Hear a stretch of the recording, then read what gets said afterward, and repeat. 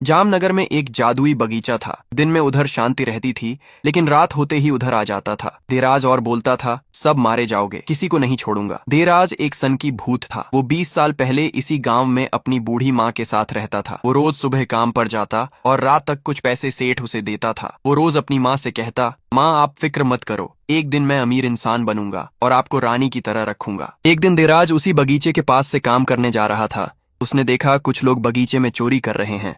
वो पास में गया और बोला, रुको, इधर चोरी मत करो, ये हमारे गांव का बगीचा है। लेकिन सामने वाले हंसे और बोले, तू क्या ही उखाड़ लेगा हमारा, चुपचाप यहाँ से चला जा, वरना। इतना सुनते ही देराज को गुस्सा आ गया और वो बोला, चले जाओ यहाँ से, चोरी मत करो। उन चोरों को बहुत गुस्सा आया। उन्होंने देराज पर वार किया और वो वहीं पर बेहोश हो गया। देराज वहीं पर बेहोश पड़ा था। कुछ देर बाद गांव के लोग आए और बोले, देराज उठो, यहाँ क्यों लेटा है। देराज आवाज सुनते ही होश में आ गया। गांव वालों ने देखा कि वहाँ आधे से ज्यादा पौधे गायब थे।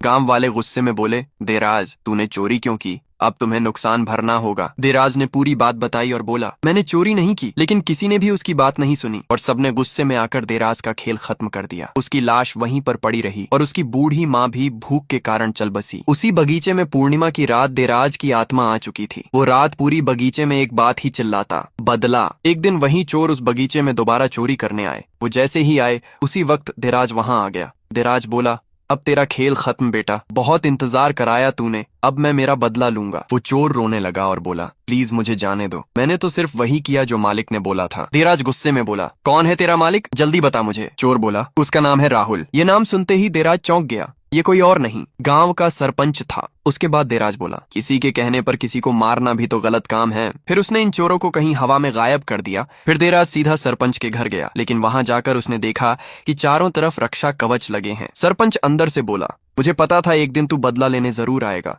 इसलिए मैंने पहले ही रक्षा कवच लगा रखे हैं। इतना कहकर जोर जोर से हंसने लगा। देराज बोला, सरपंच कुछ भी कर ले, आज तू नहीं बचेगा, बदला लेकर ही रहूंगा। देराज ने बहुत कोशिश की, लेकिन वो उसके आर पार नहीं जा पा रहा था। इतने में पीछे से आवाज आई, बेटा ऊपर की खिड़की से जाओ, वहां रक्षा कवच नहीं है। देराज जैसे ही पीछे मुड़ा तो उसने देखा कि वो उसकी माँ थी। वो अपनी माँ को देखते ही रोने लगा, माँ कैसी हो, इतने दिन कहाँ थी। उसकी माँ बोली, बेटे पहले बदला लो। उसके बाद देराज खिड़की से अंदर गया और सरपंच का खेल खत्म कर दिया। फिर वो अपनी माँ से बोला, कहाँ थी इतने दिन, प्लीज अब मुझे छोड़कर मत जाना। उसकी माँ बोली, बेटा मैं यहीं हूँ, कहीं नहीं जा रही। इतना कहते ही सुबह हो गई और दिन होते ही उनकी आत्मा को मुक्ति मिल गई। अगर आप भी चाहते हो कि अगला वीडियो आपके नाम पे बनाऊं तो चैनल सब्सक्राइब करके कमेंट में अपना नाम लिख दो।